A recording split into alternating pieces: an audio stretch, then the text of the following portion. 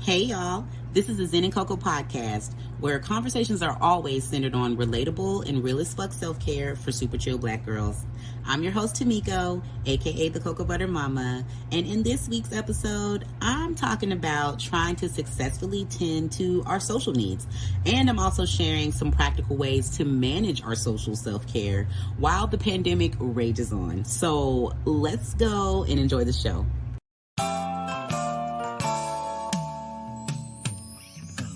You are now tuned in to Zen and Coco, the podcast centering radically unapologetic self-care for super chill black girls.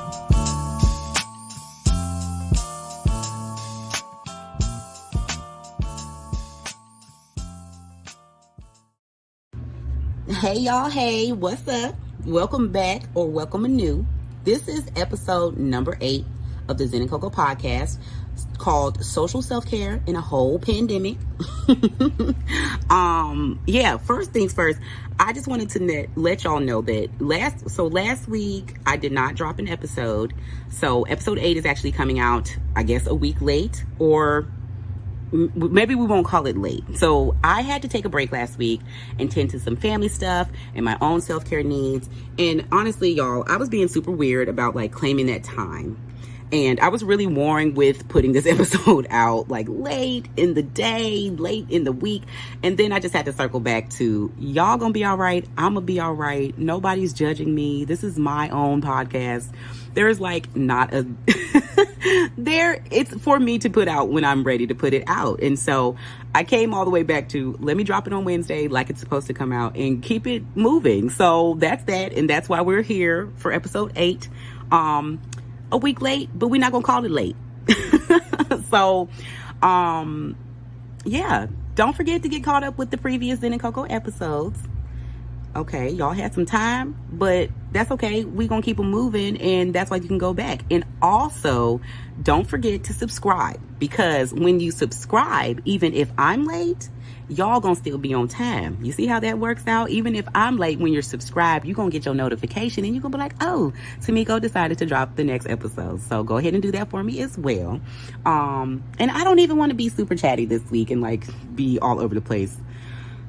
So boom, let's just refresh and make sure that we're all caught up and aligned, because this is part 4 of the 6-part breakdown on my favorite areas of self-care. We've already covered daily essentials, physical and emotional self-care, and obviously, like I said, we are into our social self-care today. And each week until we're done, I'll just make sure to remind you guys that the goal in these breakdowns is to just kind of explore and discover ways that we can improve, again, straightforward, straight like that. So again, I don't want to talk y'all to death. Let's get into it. Social self-care in the whole pandemic. Y'all know I try to keep it real, try to keep it open. And when I'm presenting these topics, I am absolutely not trying to come from a place of authority and being look, y'all listen to me, go do this, that, and the third. It's really kind of just me unpacking how I feel too. And wanting to hear y'all's commentary. I want to hear back from y'all. How do you feel? I continuously push that this is a communal effort. I am not trying to be a guru and tell y'all stuff and lead you to a place. Come back to me with stuff too. I like to learn stuff too. I want to know how I can up my self-care in all areas, in all ways, by y'all enriching me with stuff too. So make sure that y'all know that. Anyway, my honesty is social self-care is legit one of the harder and least tended to areas of my 6-part self-care breakdown, y'all. I be out here struggling. I would not consider myself a social butterfly or an extrovert by any means. I am much more aligned with a small group situation and absolutely personal alone time by myself, y'all, because that is just how I'm hardwired. Blame it on the Aquarian part of me. I don't know, but I really just prefer a small group and just a personal alone time. That's just really where I'm at with it. But that's also why I've been working on this area and working in this area much more deeply over the past few years, because it it was brought to my attention in several ways that I need to do better. And let's face it, no matter who you are, Tameko included, humans, we are hardwired to be social creatures And most of us do our best when we are engaging socially, and we find fulfillment there. Like, we just do and feel better when we are around others, especially others that you like. So where I normally be dropping the ball and like shooting this whole thing in the foot, y'all, is when shit get real, life get hard, I'm really stressed and or busy, which kind of is like super busy is very stressful for me anyway. But it is not in my nature to outwardly seek comfort or support, any of that. And man, therapy, shout out to therapy, has helped me unpack that response is learned. And because it is learned, that it's not just like me operating and I suck at like social interactions and I just am doomed, it's able to be unlearned. It's able to be manipulated. I am able to kind of change the course of that. So again, it has really played into my own self-work and my social self-care, by trying to show up better with loving on my friends and family. Like, I am not the initiator. I am always like the one that's getting texts like, Tameko, girl, is you alive? Are you all right? What's going on? I have had to work really hard on making sure that I am sending those texts. Like, how are you doing? What's going on with you? I am so sorry that I am so scatterbrained, and I am legit that friend, and I am so sorry, but also working on myself. Give me grace, y'all. Anyway, also, heck, stepping out with this podcast, y'all. Like, oh my goodness, as a business owning person and somebody that like has always needed to like do better with engagement and interaction with the front facing part of my business, this is, hello girl, don't talk about it, be about it. Like, I feel like the podcast is a way for me to kind of shift and assert myself better with actually connecting and actually having a place to be like, hey, go click this link. What do you think?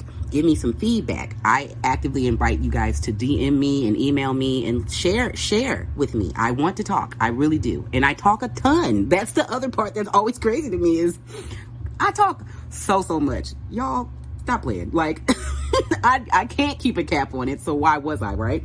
And just kind of really related is just general networking and like social interactions in the business realm of things. Just kind of like being better about, like, I don't need to personally know you first or have gotten like an endorsement from somebody for me to actually like engage and network and further.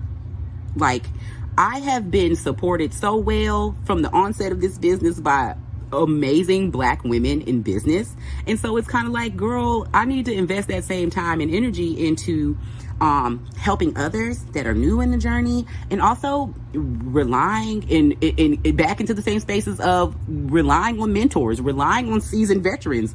There is always a learned experience to be had, and I just feel like social engagements are oftentimes where we can learn new things, get put into situations where even if we didn't know that we didn't know, now you're in the know and you have a line and you have a contact, right? So let's get into what exactly is social self-care. I'm saying it a million times. So what is it? I don't like it to be overwordy. I feel like it kind of is self-explanatory. Social self-care, in short and simply for me, is vesting time and interest into connecting with others. And that's just it. That's the sentence. That's what I think the definition is. Because that definition is really simple, but it can look like so many things. Like I said, that's hanging with our friends and our family. Of course, like our intimate and like trusted and our go-to social, settings, which is generally people that you live with, or your, like I said, your close friends and family. Also, but this is also look like making new connections. Hell, you don't have to necessarily know the people, right? Because you can travel, you can join community activities, you can do solo dolo events that are in a social setting, and now you're no longer alone, you're with others, but you may not know them, because social self-care doesn't start and end only with people that you know. So I think that's important to note. But here's where the gag, though. The gag is kind of like I mentioned about myself a moment ago, the gag is that social self-care is hard for a lot of us, though, right? Not just me. It's not just me. When life is getting real, when shit is hitting the fan, when stuff is happening, social self-care becomes hard for a lot of us to I feel like because self-care also kind of makes people feel that imply that it's like an extra thing, that it's like a treat, a dessert, something that you don't need versus something that you want. And I feel like when it's framed in that way, social self-care can kind of put us in this weird space of, I'm having a hard time. I don't want to be a Debbie Downer. I don't want to make the party suck. We get kind of in that kind of space. And so that sucks. So in times of high stress or sadness and depression, it just kind of makes it really easy. I don't know. I think that it can feel easier. Not that you even want to, it doesn't feel good, but it can feel easy to cancel plans and to not engage, to withdraw, to show up less and less in the social settings that you need to feel better. But, it's easy to take yourself away from those spaces because you're sad, because you don't feel good. You feel like you're going to make everybody else sad. It's whatever you're thinking about. And all of that is so sad, right? But the other part of this is that it's like social self-care and withdrawing from it is not even just like related to having a bad experience and like being depressed and just so sad. It's also literally us existing as millennial Black women just trying to live the day, like our regular hectic schedules. That is schooling and or work, because we do that down. We don't play about school or work, okay? That's also our errands. Errands looking like everything on your to-do list, girl. Errands are everything. I don't even want to try to categorize because errands is all of it. It's every doctor's appointments, the groceries, girl, whatever. Getting your head, all of that, right? Then all the other forms of self-care that you have to tend to. Oh, Lord. Our kids, our spouses, significant others, hell, even our pets. Like, y'all, my poor dog, he be walking around looking so sad sometimes when I just feel so busy and disconnected. And I have to actually, I need social self-care time with my pet. That is real. Otherwise he is sad and looking at me real wild. And now I'm giving him extra snacks that he doesn't need. And so it's a vicious cycle, right? So what I am implying here is that it is important to try to find a healthy balance, like all things. Right? Because it is really easy to get caught up. It is so easy to get caught up and busy and feeling overworked and overtired and stressed. And when we need social self-care to come in and help get us back right, we be out here self-sabotaging. So it's not just me, right? Don't miss out on vital social interactions, but also understand that sometimes you do need to say no to. So again, healthy balance. So emphasis on social self-care not only happening within your super close circle. Don't forget to remember that social expands outside of who you know and what you know, right? But another thing to consider, another consideration is social self-care, in social self-care rather, is the flip side of stuff. Going out to do stuff, absolutely. Hang out with who you love and let them love on you and water you and get fulfilled from that. But social self-care, the responsibility of you reviewing any and all social connections that may be draining or past their expiration date is also a thing. Like, honor that that's real. You need to be able to cut social connections that are detrimental to your wellness and health and your lifestyle, your well-being, all of the things. Cut them out of there. That's also social self-care, okay? Because draining social interactions are literally the worst thing that can happen, especially when we circle it back to feeling bad about it. When you are not an extroverted person in the first place, you need to reduce the amount of drag and the hurdles, okay? So that way we can successfully be out here socializing, right? So there's that. And oh my God, okay, so before I wrap it up, I just want to kind of shift it to kind of honoring like where we're literally at right now. In 2021, the pandemic is still raging. Girl, it's a buzzkill. It's raging in shifting forms. It's wreaking havoc. It is literally real, okay? It's still happening. We're not out of the harm's way. We still have to be mindful that on top of me telling y'all that we need social self-care, it's a whole pandemic, girl. So now what? What are we supposed to do, right? So our new normal is literally having to choose between missing out on life events and large group activities like weddings, our vacations, births, and our funerals, our homegoings. Like, we can't even lay people to rest because the other alternative is going to these things is hoping for the best, in air quotes, because we're trying to attend, we're trying to find some semblance of normalcy, and we're also trying to connect and use our social connections to get through hard times and to also have fun and really love our fun times. And on top of all of that, summer, we're in summer, it's hot, it's awesome, we're able to be outside, but it's grinding along. It's going to shift back into the cooler months very soon. We know how the clocks work, and we know how the calendar works. It doesn't stop. And then we're going to have to collectively go back inside. So, like, what? Now what? What do we do? I just think that it's important to remember that you have to find the balance, because it is real that we do need our social interactions, but also how do we navigate it in this time and space?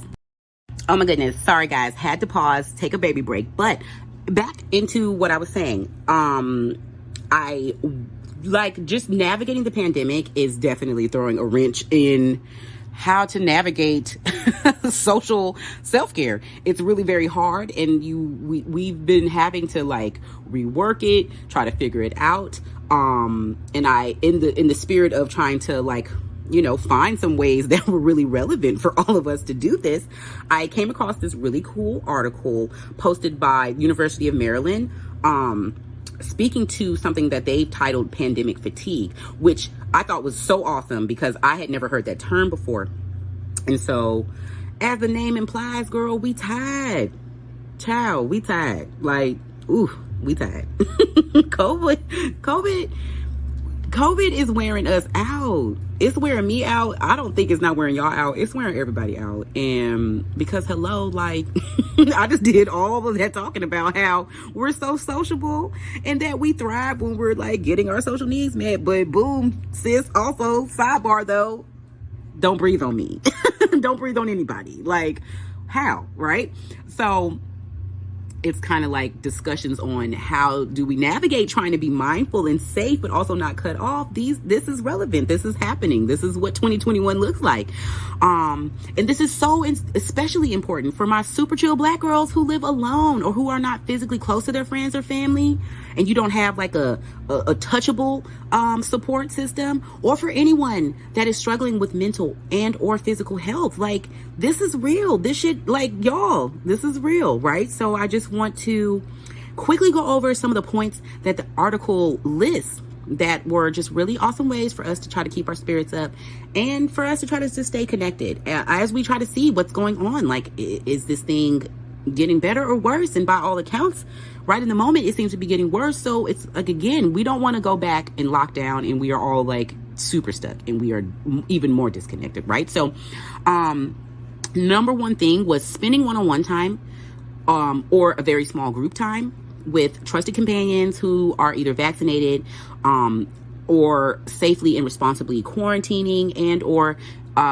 still socially distancing and wearing their mask. Like, you know what you're willing to be around with mindfulness practices in mind. And I am not here to sway anybody's opinion on your bodies and your choices. But what I would say is that make sure that you feel safe and comfortable and confident around a small group of people that you trust and that you feel comfortable and confident that you can hang out with them and you can get that real one-on-one time that you crave and need. But you're trying to do it as responsibly as possible. It's just that, again, I would, I promise you, it's not what we're used to and we know that, but I would much rather see my besties with my mask on and standing a little bit farther away from them than not at all. Like, that's just my fact. That's my truth. And I hope that I'm aligned with a lot of people there. It's been such a long time I was dealing with this. I'm taking what I can get. So the next part is getting outside. Anytime it's nice enough to enjoy it. Like, yeah, winter is coming, but we not there yet. And we still have to go through the fall. So it's not going to be insta freezing. But even when it is cold, that doesn't mean like social time ends. That's what warm weather gear is for. And going outside is literally a lot safer. I would just assume and say, I am not a medical professional, y'all, but I just feel like open air spaces make me feel less worried than enclosed inside with people breathing all over, right? So planning for going on a walk, a hike, a bike ride, I don't know, any other forms of open air exercise, girl, do yoga in the park with a friend or two. Same rules as, spending one-on-one time. If you trust those people to know that they're being mindful about your safety and their own, then it's likely that it's okay if we're outside and, visiting an outdoor space we've been to or never seen before, whatever your preference is, but get outside. Also, let's stay real comfortable with the video chats. Y'all, I know that a lot of us, especially for work, Zoom, oh Lord, I get it, but take away the work part of it and put it back into the social part. And video chats are amazing. Use Zoom, use FaceTime, use Google Duo. I don't even know what other options that there are. I'm sure that there's a lot.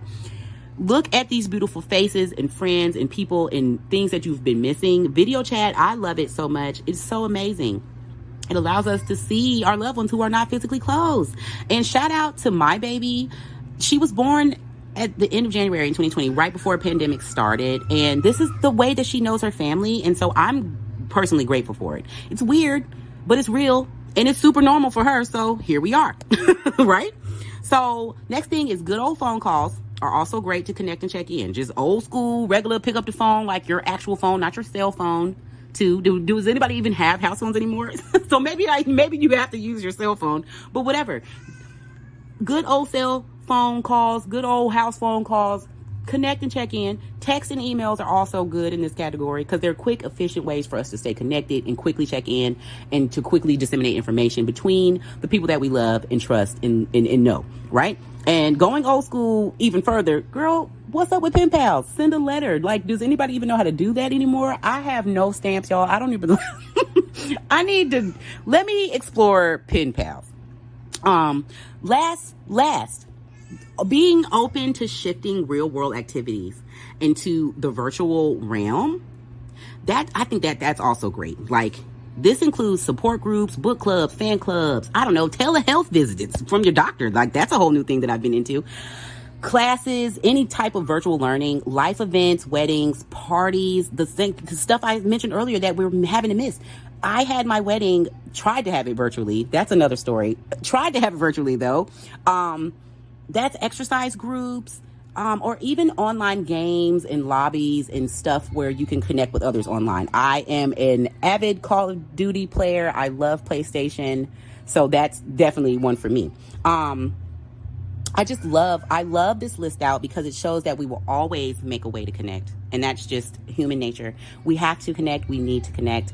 And we will make a way. It's in our nature. So don't forget to do y'all's social self-care, y'all. And that's it. Mic drop.